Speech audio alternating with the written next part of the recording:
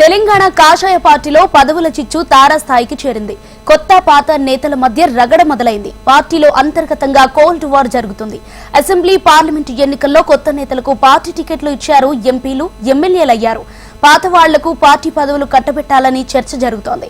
BJP అధ్యక్ష పదవికి పోటీ పడుతున్న వారు ఎవరికి వారు తమ లాబియింగ్ ముమ్మరం చేసుకుంటున్నారు.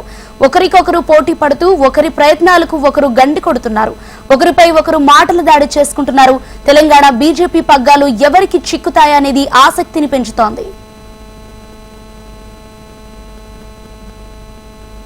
పార్టీలో రోజు రోజుకు కొత్త పాత నేతల మధ్య పంచాయతీ ముదురుతుంది.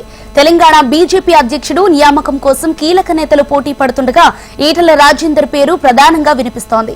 కేంద్రంలో మూడోసారి ఎన్డీఏ ప్రభుత్వం ఏర్పడిన తర్వాత తెలంగాణ నుంచి ఇద్దరికి కేంద్ర మంత్రి పదవులు కట్టబెట్టారు. రాష్ట్ర బీజేపీ అధ్యక్షుడిగా ఉన్న కిషన్ రెడ్డిని బొగ్గు గనుల శాఖ మంత్రిగా, మాజీ బీజేపీ రాష్ట్ర అధ్యక్షుడు బండి సంజయ్ కు కేంద్ర హోంశాఖ సహాయ మంత్రిగా బాధ్యతలు అప్పగించారు. కీలకమైన పార్టీ రాష్ట్ర అధ్యక్ష పదవికి విపరీతంగా పోటీ పెరిగింది.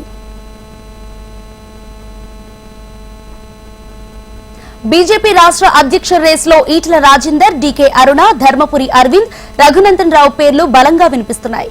ఈ నేపథ్యంలో పాత నేతలు కొత్త డిమాండ్ను తెర మీదకు తీసుకువస్తున్నారు. దేశం పట్ల, ధర్మం పట్ల అవగాహన ఉండి అగ్రెసివ్ గా ప్రజల పక్షాన పోరాటం చేసి పార్టీలోని అందరు నేతలను కలుపుకొని పోయే నేతని బీజేపీ రాష్ట్ర రథసారథిగా ఎంపిక చేయాలని జాతీయ నాయకత్వాన్ని విజ్ఞప్తి చేస్తున్నారు. పార్టీ సీనియర్ నేతలు, ఎంపీలు, ఎమ్మెల్యేల అభిప్రాయాలను పరిగణలోనికి తీసుకుని పార్టీ రాష్ట్ర అధ్యక్షుడిని ఎంపిక చేయాలని గోషామాల్ ఎమ్మెల్యే రాజాసింగ్ అధిష్టానానికి సూచించారు. భారతీయ జనతా పార్టీ సీనియర్ నాయకులతోని చర్చ చేసి ప్రెసిడెంట్ డిక్లేర్ చేస్తే చాలా బాగుంటుంది. ఇవాళ 8 ఎమ్మెల్యేస్ ఉన్నారు, 8 ఎంపీస్ ఉన్నారు, చాలా మంది సీనియర్ నాయకులు ఉన్నారు.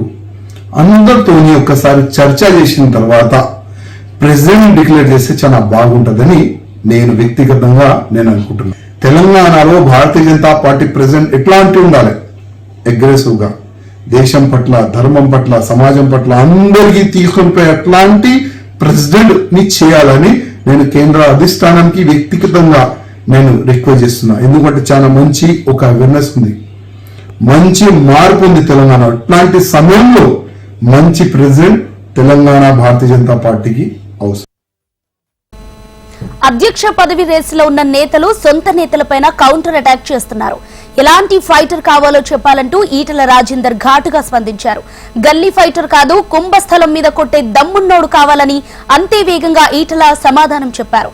సందర్భం వస్తే జేజమ్మతో అయినా కొట్లాడేటోలమంటూ గట్టిగా కౌంటర్ ఇచ్చారు. 5 ముఖ్యమంత్రులతో కొట్లాడానని ఈటల రాజేందర్ తనదైన శైలిలో కీలక వ్యాఖ్యలు చేశారు.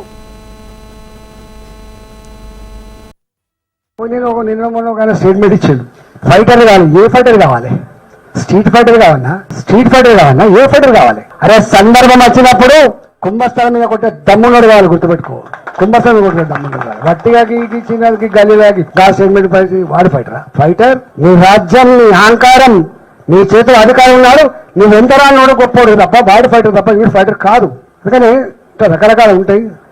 మాలాంటి వాళ్ళం ఊరికే మాట్లాడాం మేము, సందర్భం మాత్రం జేజమ్మతో కొట్లాడే సత్తా ఉన్న మేము. ఇవాళ ఈ ముఖ్యమంత్రి కూడా కొట్లాడలేదు. మేము ఇచ్చిన హామీలు అమలు చేయకపోతే నీ సంగతి ఉంది బిడ్డ అని చెప్పి కొట్లాడేటువంటి బాధ్యత నాకే ఉన్నట్టుగా నేను భావిస్తున్నా. డెఫినెట్ గా పనిచేస్తాను. ఆర్గనైజేషన్ ఎలా నడపడం, పార్టీని ఏ రకంగా బలోపేతం చేయటం పాత నేతలకు బాగా తెలుసునని, పాత నేతలకు పార్టీ అధ్యక్ష బాధ్యతలు అప్పగిస్తే రాష్ట్రంలో పార్టీ మరింత బలోపేతం అవుతుందని బీజేపీ జాతీయ దూతల దగ్గర పాత నేతలు తమ అభిప్రాయాలు వ్యక్తం చేస్తున్నారు. జాతీయ నాయకత్వం కొత్త నేతలకు అవకాశం కల్పిస్తుందా, లేదా మొదటి నుండి పార్టీలో ఉన్న నేతలకు అవకాశం ఇస్తుందా? కొత్త అధ్యక్షుడు ఎంపికతోనైనా బీజేపీలో అంతర్గత విభేదాలు పరిష్కారం అవుతాయా లేవా అన్నది వేచి చూడవలసిందే.